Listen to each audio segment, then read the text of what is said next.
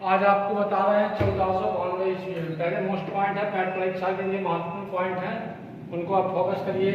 1492 ईस्वी में Columbus America पहुंचा था। ये भारत आ रहे थे 1492 में, लेकिन ये रास्ता भूल गए तो ये कहाँ पहुंचे? अमेरिका।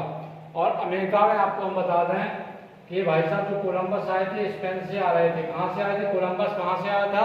स्पेन से। कार की खोज करी अमेरिका की कब करी? 1492 में। इसी प्रकार वास्को ड गामा 1498 ईस्वी में भारत पहुंचा था। वास्को ड गामा कौन से देश से आया था? पुर्तगाली। 1498 ईस्वी में वास्को ड गामा भारत पहुंचा। गुजरात के कालीकट नामक बंदरगाह पर राजा जमोरिन ने इनका खूब स्वागत किया। किसने किया? राजा जमोरिन ने बंदरगाह पर स्वागत किया। उसके बाद वास्को ड गामा दूसरी बार भारत कब आया? वास्को ड गामा दूसरी बार भारत 1502 ईस्वी में आया था। कब आया? 1502 ईस्वी में आया। प्यारे बच्चों, फ्रांसिस्को डी अल्मीड़ा भारत में पहला पुर्तगाली वायसराय था। भारत में पहला पुर्तगाली वायसराय कौन था? Francisco de अल्मीड़ा। अल्मीड़ा ने ही ब्लू वाटर पॉलिसी और शांत जल की नीति की शुरुआत करी थी। किसने करी थी? अल्मीड़ा ने ही ब्लू वाटर पॉलिसी और शांत जल की नीति की शुरुआत करी थी। अल्फांसो डी अल्मीड़ा के बाद आए अल्फांसो डी अल्बुकर्क या अल्बुकर्क कहा जाता है इनको। Alfonso de Albuquerque. Alfonso de Albuquerque को भारत में पुर्तगाली साम्राज्य का वास्तविक संस्थापक कहा जाता है, क्योंकि इसके टाइम पे काफी वृद्धि हो गई थी, काफी विकास हो गया था पुर्तगालियों का। इतना दिखाई दे रहा है आपको?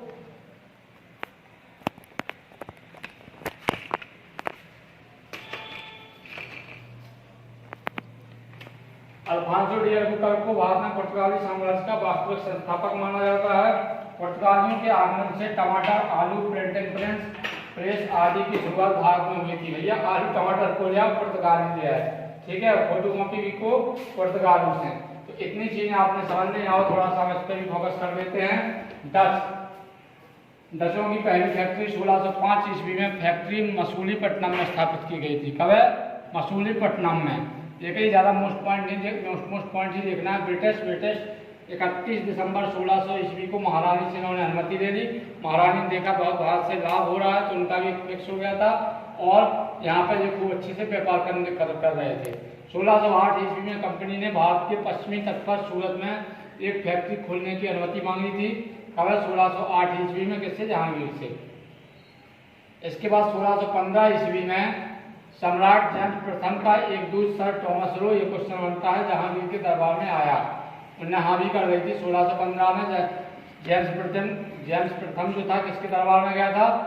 जेम्स प्रथम का एक दूत, मतलब जो राजा थे इनका एक दूत था जिसका नाम था sir Thomas Roe. Sir Thomas Roe बड़े गए थे किसके दरबार में? जहांगीर के। जहांगीर ने व्यापार की अनुमति दे दी। दक्षिण भारत में अंग्रेजों ने अपनी पहली फैक्ट्री कहाँ लगाई?